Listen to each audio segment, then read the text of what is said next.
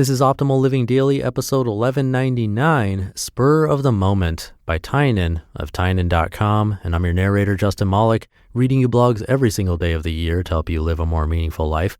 We have 5 shows where we do that. And hey, Optimal Relationships Daily, which has been off for a few months, is scheduled to come back tomorrow. So please subscribe and check out the new episodes. The narrator, Jocelyn, had a baby recently, so we thought it'd be nice to put the show on pause. But it's coming back. Hopefully, her other baby is sick right now like I was last week, so hoping he's better and everything is set to get her show back up and running.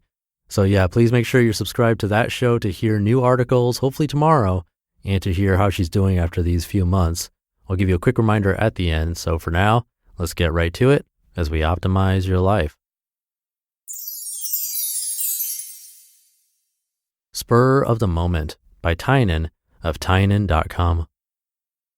Last night, I was in the Las Vegas airport waiting for boarding to start on my flight. I went there an hour early because I didn't have time to play poker, so I figured I could get on Wi-Fi and get some work done. I knocked out a couple small set bugs and then remembered about getgoing.com, the YC-backed discount flight site. The way it works is you pick 2 deeply discounted flights that you'd be willing to take, put in your credit card, and Get Going picks one for you. You don't know where you're going until after you've paid. When I first got invited to the site, I mucked around with it and found some really great fares to both Beijing and Shanghai. Maybe I should go to China, I thought. 20 minutes later, my flight to Shanghai was booked. I like making impulsive decisions like this. My past is filled with them, and none that I can think of have ended in regret. Actually, if I were asked what I thought my biggest strength is, I would probably say that it is making good decisions very quickly. I wasn't always good at making quick decisions.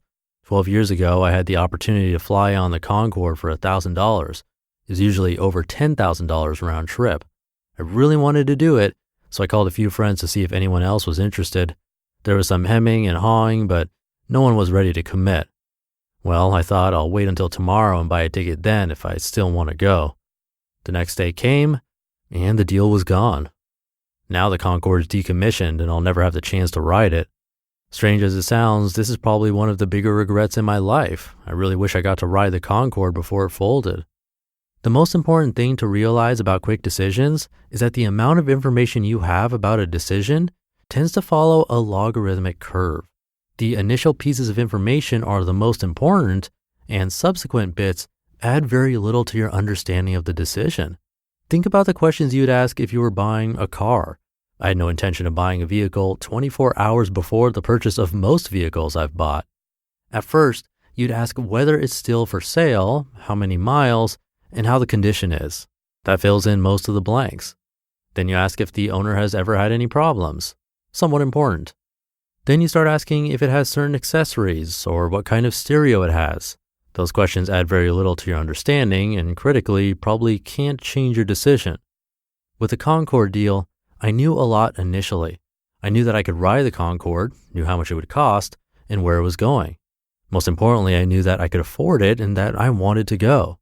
What additional information could possibly come in the following 24 hours that I gave myself to make the decision?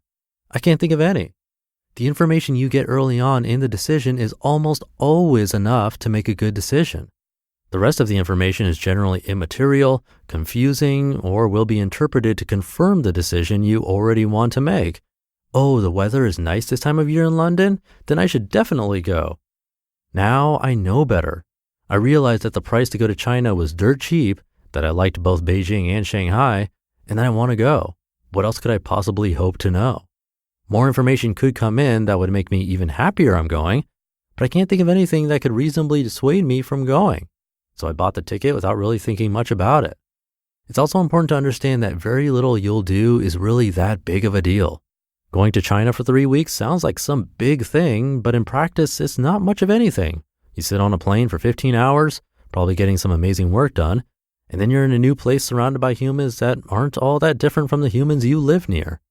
That's not to diminish the awesomeness of traveling, only to illustrate that in reality, the decision to take a trip like that isn't really some big life decision that people might make it out to be.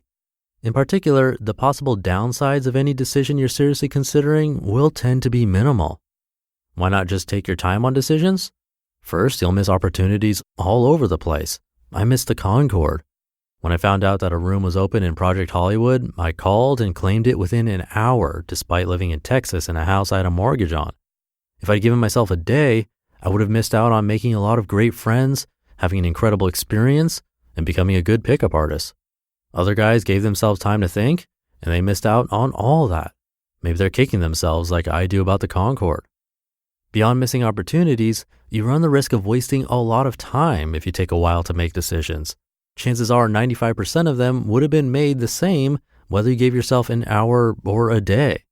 I'm not convinced the remaining 5% would be better decisions due to contemplation, because often what happens is fear kicks in and you talk yourself out of doing something that would actually be good for you. At the same time, you've now wasted hours and hours of time being distracted by a decision instead of just choosing something and getting ready for your next decision. Also, consider that some decisions will have to be made quickly. If you're not adept at making fast decisions, you will likely just default to taking the safe route, which is often synonymous with passing up good opportunities because you'll feel paralyzed by the deadline.